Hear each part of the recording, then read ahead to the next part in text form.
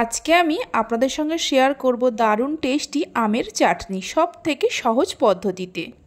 এই গরমে শেষ পাতে যদি এই রকম আমের চাটনি থাকে তাহলে বাড়ির প্রত্যেককে খুব খুশি হয়ে যাবে।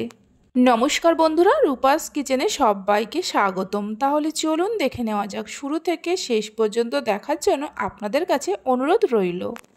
সবার প্রথমে এখানে আমি 500 গ্রাম কাঁচা আম নিয়ে ধুয়ে নিয়েছি। এবার আমের খোসা ছাড়িয়ে নিয়ে বীজগুলো ফেলে দিয়ে আমগুলোকে একটু বড় বড় করে কেটে নেব। আমগুলো কেটে নেওয়ার পর গ্যাসের উপরে একটা কড়া বসিয়ে কড়ার মধ্যে দিয়ে দেব একটা গোটা শুকনো লঙ্কা আর 1 চামচের মতো পাঁচফোড়ন। মিডিয়াম ফ্লেমে শুকনো লঙ্কা আর পাঁচফোড়নটাকে হালকা করে ভেজে নেব। যখনই দেখবেন মশলা থেকে সুন্দর গন্ধ বেরোতে শুরু করেছে, একটা প্লেটের মধ্যে ঢেলে নিয়ে রেখে দেব। একটু ঠান্ডা হলে গুঁড়ো করে নিতে হবে।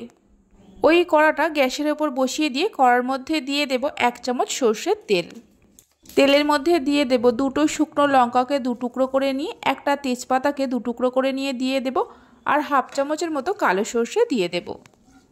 মিডিয়াম ফ্লেমে ফোড়নটাকে 10-12 সেকেন্ডের মতো ভেজে নেওয়ার পর কেটে রাখা আমগুলো দিয়ে দেব। সামান্য পরিমাণে হলুদ দিয়ে মিনিট 3-4 সময় ধরে মিডিয়াম ফ্লেমে আমগুলোকে ভেজে নেব। আমগুলোকে ভেজে নেওয়ার পর দিয়ে দেব পরিমাণ মতো জল।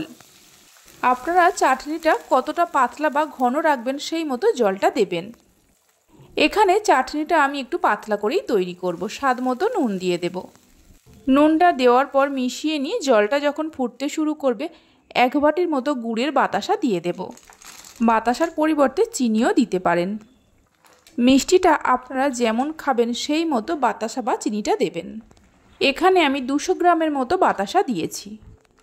বাতাসাটা ভালো করে মিশিয়ে নেওয়ার পর গ্যাসের ফ্লেমটা মিডিয়ামে করে ঢাকা দিয়ে কিছুক্ষণ রান্না করে নেব। মিডিয়াম ফ্লেমে প্রায় মিনিট 5-6 সময় ধরে রান্না করে নিয়েছিলাম। 6 মিনিট পর ঢাকা খুলে একটু নাড়াচাড়া করে নেব আর দেখে নেব আমগুলো কেমন সেদ্ধ হয়েছে। দেখুন প্রত্যেকটা আম খুব সুন্দরভাবে সেদ্ধ হয়ে গেছে। এইভাবে একবার আমের চাটনিটা বানিয়ে দেখতে পারেন, খেতে ভীষণ ভালো হয়। বাড়িতে বানালে খেয়ে কেমন লাগলো অবশ্যই আমাকে কমেন্ট করে জানাবেন। এই সময় দিয়ে দেব যে শুকনো লঙ্কা আর পাঁচফোড়নটা ভেজে রেখেছিলাম গুঁড়ো করে নিয়ে। ভাজা মশলাটা দেওয়ার পর মিশিয়ে নিয়ে গ্যাসের ফ্লেমটা বন্ধ করে দেব। আমের চাটনিটা তৈরি হয়ে গেছে। এবার একটা বাটির মধ্যে ঢেলে নেব। রেসিপি ভালো লেগে থাকলে অবশ্যই একটা লাইক করবেন, বন্ধুদের সঙ্গে শেয়ার করবেন। ভালো লাগলে চ্যানেলটি সাবস্ক্রাইব করে পাশে থাকা বেল আইকনটি প্রেস করবেন নতুন রেসিপির আপডেট পাওয়ার জন্য। তাহলে চলুন ভিডিওটা আমি এখানেই শেষ করছি। আপনারা সবাই ভালো থাকবেন, সুস্থ থাকবেন। ধন্যবাদ।